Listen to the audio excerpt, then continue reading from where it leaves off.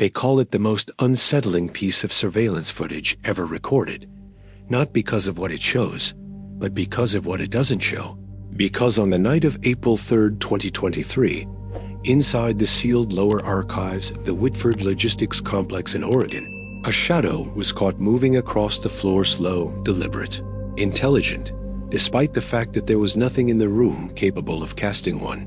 No people, no objects, no machinery, just an empty concrete chamber locked behind biometric security and monitored around the clock. And the event came to light only because a night shift technician named Marla Kessler was performing a routine audit of the facility. As security feeds when she noticed something that made her pause mid-sip of her coffee, a dark smear creeping along the wall inside. Chamber B12, a restricted storage room that had been empty for 5 months since its inventory was relocated. And at first, she assumed it was a glitched compression noise, pixel dropout, until the smear elongated, curved, paused as if listening, then changed direction with fluid precision, like a living silhouette searching for something. Marla froze, replayed the segment, zoomed in, enhanced, and the more she watched, the more her skin tightened. Because shadows don't behave like that. Shadows don't think. Shadows done to drift along the floor in shapes that resemble an arm one moment and an entirely foreign geometry the next. Shadows don't flatten themselves razor thin and then expand as though breathing. And when she checked the room's data logs, she confirmed what made the footage even more impossible. Chamber B12's motion sensors recorded nothing. The door never opened. Temperature and pressure remained stable. And the timestamp on the video showed the anomaly lasting exactly 1 minute and 38 seconds before the shadow compressed into a tight oval, flickered, and blinked out of existence as if someone flipped a switch on reality itself.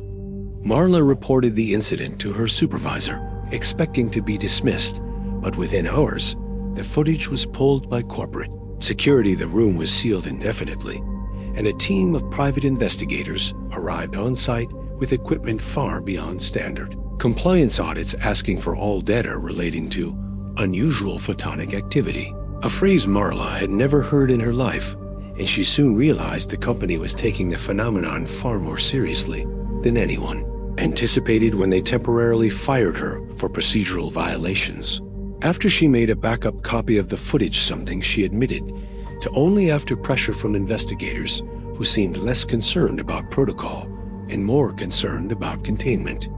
Meanwhile, rumors spread among employees that B12 was once used to store an artifact recovered from a collapsed mine on tribal land, a smooth stone slab etched with circular grooves that no one could translate. And though the company officially stated it was merely a miscatalogued geological sample, several workers who handled claimed it generated faint vibrations when touched, as if humming with internal resonance. When the slab was removed from the premises in late 2022, B12 was cleaned and closed, and nothing unusual happened. Until that April night when the shadow appeared, as though something had come back looking for what had been taken. And when word of the footage leaked to a small group of online anomaly researchers, one of them, a digital forensics expert named Jonah Harlow, contacted Marla privately, offering to analyze her backup.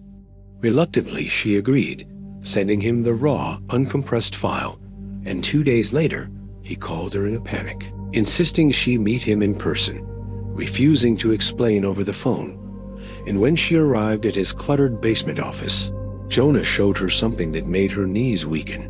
Frame-by-frame breakdowns revealing that the shadow didn't simply move. It interacted with its environment at a microscopic level, dipping and rising as though adjusting to air currents that didn't exist, bending around imperfections in the concrete floor, and at one point extending a narrow tendril up the wall toward the ceiling camera itself, almost touching the lens before retracting. Even more disturbing, Jonah discovered that when he digitally inverted the frame's contrast, the shadow didn't lighten. It deepened, turning into a perfect void, an absence of data, as though the camera had recorded a hole in reality rather than a dark shape.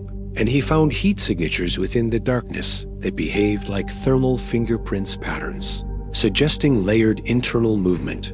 Not random flicker, but coordinated shifts similar to musculature or joints, leaving Jonah to theorize that the shadow wasn't a shadow at all, but a three-dimensional entity manifesting in two-dimensional projection, something trying to exist without fully being allowed to.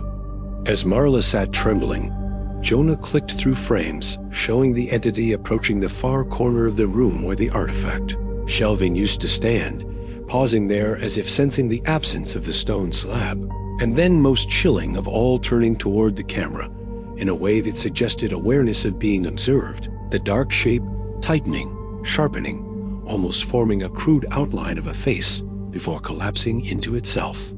Before they could explore further, Jonah's computer screen burst into a storm of static, the entire system crashing with a shriek of corrupted files, and when he rebooted, the footage was gone, not deleted, but overwritten with zero data blocks as though wiped by an external command. That same night, Jonah's house lost power for 6 hours, and Marla received an email from an untraceable address containing a single sentence: "Stop following shadows."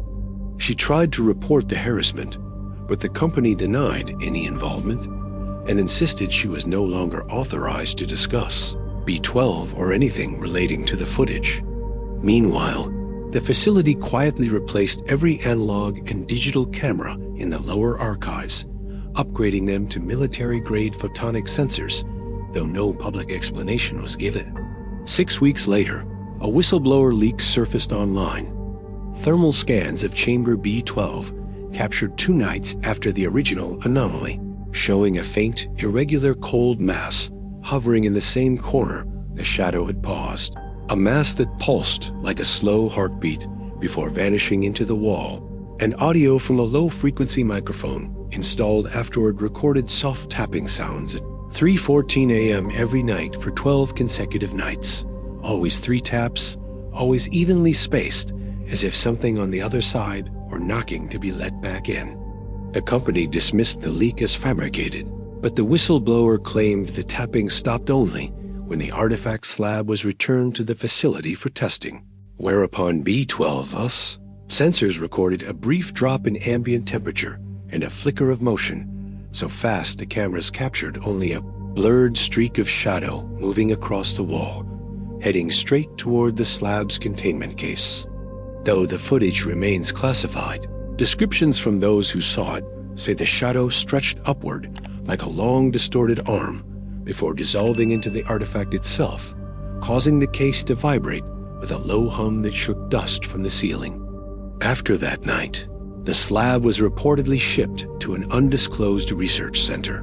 B12 was permanently welded shut, and all staff involved were reassigned or terminated.